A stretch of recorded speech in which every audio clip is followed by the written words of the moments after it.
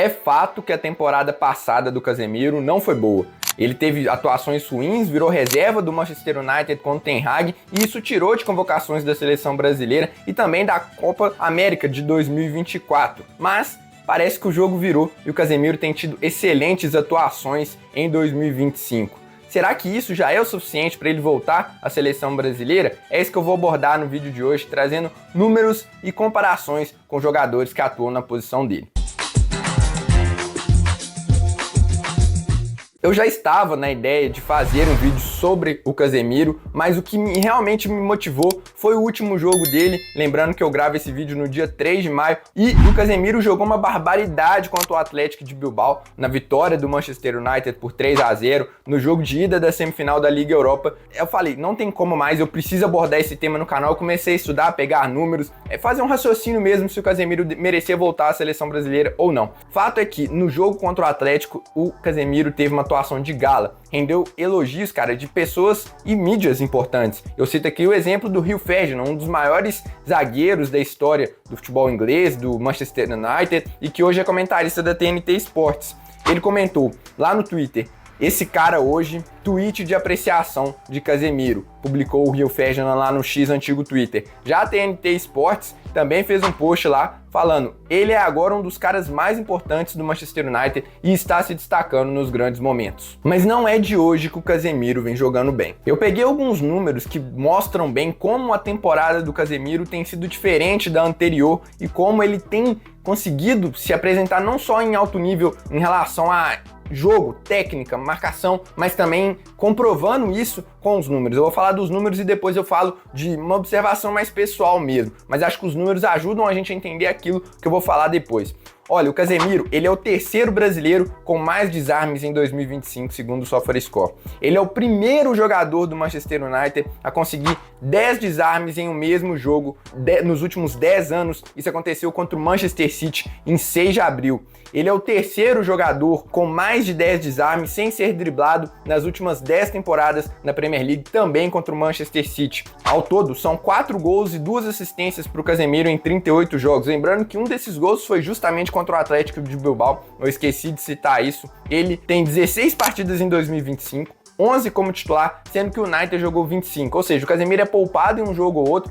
E lembrando que se você fazer o recorte mais recente, esse número fica ainda mais expressivo, porque em janeiro o Casemiro ainda não era titular absoluto. O Casemiro, ele tem a segunda maior média de desarmes da Premier League, como você está vendo no infográfico que eu estou colocando aqui. E eu peguei falando em gráfico, peguei um número lá do FB Charts, que é um site de estatísticas mais avançados que eu gosto de observar muito. E esse site, ele compara as estatísticas de um jogador com todos da mesma posição nas 5 principais ligas da Europa, mais UEFA Champions League, Liga Europa, Conference League. E aí você vê como que o Casemiro, e aí só lembrando, quanto mais próximo do 100, melhor é o número do jogador nessa estatística. Aí o Casemiro se destaca em cortes, bloqueios, desarmes mais interceptações, disputas aéreas e dribladores desarmados. Mas tudo isso já credencia o Casemiro a voltar para a seleção brasileira e os outros volantes que estão jogando muito? Bom, para isso a gente vai fazer uma comparação. Mas antes disso, peça o seu like, que é muito importante aqui para o canal. Quando você deixa o seu like, o YouTube entende que o canal é mais relevante. Então, para mim que estou começando agora, é muito expressivo quando você deixa o seu like para que esse conteúdo chegue a mais pessoas. Enfim, antes de falar dos outros jogadores que disputam com o Casemiro, é importante, só vou trazer aqui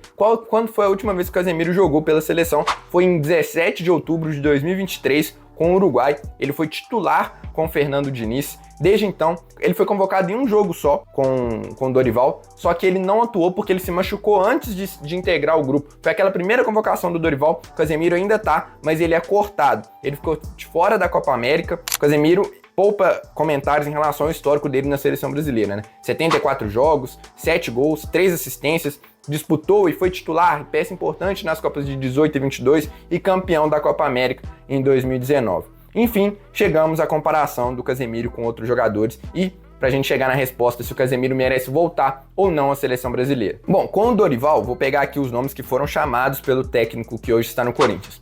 André, Ederson, Bruno Guimarães, Douglas Luiz, Pablo Maia, Joelinton e João Gomes. Todos esses foram os volantes convocados pelo Dorival. Só que, primeiro volante mesmo, André Bruno e João Gomes e forçando um pouco a barra o Douglas Luiz. Ele pode atuar por ali, apesar de não ser um primeiro volante clássico, mas ele pode atuar por ali. Desses, a gente descarta o Douglas porque ele tem sido reserva na Juventus. Então a gente tem na disputa hoje André, Bruno e João Gomes. Só que tem um outro nome que também está surgindo e que também disputa com o Casemiro, que é o Andrei.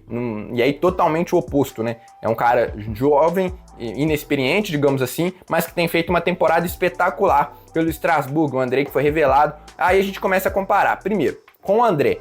Cara, eu não tenho dúvidas que hoje, no meu time, eu preferiria ter o Casemiro. Eu gosto muito do André, quem me acompanha sabe, eu acho o André um jogadoraço, a capacidade de sair jogando dele é muito boa, passe curto, ele protege muito bem a bola, e eu acho que ele não compromete sem a bola também, acho que ele é um bom marcador, foi um dos melhores jogadores, se não o melhor jogador do Fluminense na conquista da Libertadores de 2023, mas hoje, pelo momento, pela importância das partidas que o Casemiro vem jogando, eu colocaria o Casemiro à frente. Em relação ao Bruno Guimarães, são perfis muito diferentes, cara. Eu ainda acho que o Bruno é mais jogador atualmente. Não sei se como primeiro volante, o Bruno é melhor. E aí eu também vou chegar na questão de atuações pela seleção brasileira. Mas só comparando jogador por jogador, eu tenho minhas dúvidas se o Casemiro hoje ainda é melhor do que o Bruno. São, como eu disse, características muito diferentes. O Bruno se destaca muito mais com a bola do que sem, enquanto o Casemiro talvez seja, digamos assim, um pouco mais completo, né, em termos de marcação e ofensividade, mas o Bruno tem mais técnica, mais condução de bola, talvez um passe melhor, um lançamento, uma finalização, coisas que o Casemiro não tem tanto. E o Andrei, cara, o Andrei é muito jovem, ele tá começando, é a primeira temporada dele, apesar de ser uma temporada em altíssimo nível, eu acho que o Casemiro ainda tá um pouco na frente dele, eu falei isso no vídeo que eu fiz sobre o Andrei, e por isso eu colocaria o Casemiro na frente. Mas, vamos lá também, por mais que eu esteja comparando aqui um jogador com outro, um não exclui o outro. Por exemplo, o Bruno e o André, eles podem atuar como segundo volantes. Nada impede que a gente faça uma lista com André, Casemiro, Andrei e Bruno Guimarães, por exemplo. E aí tem também o Ederson da Atalanta que não pode ficar de fora e o Gerson. Beleza, chama 6 volantes, por que não? Né? O que eu acho, e aí já chegando à minha resposta sobre a pergunta do vídeo, que o Casemiro não pode ficar de fora da seleção brasileira nesse momento. Também relembrando aqui o tanto o Casemiro é importante, e aí a gente está precisando de jogadores nesse momento que entregam com a camisa da seleção brasileira, que não sintam peso, que tenham experiência, que tenham liderança. O Casemiro traz muita liderança técnica, liderança de grupo, um cara que não sente o peso da camisa.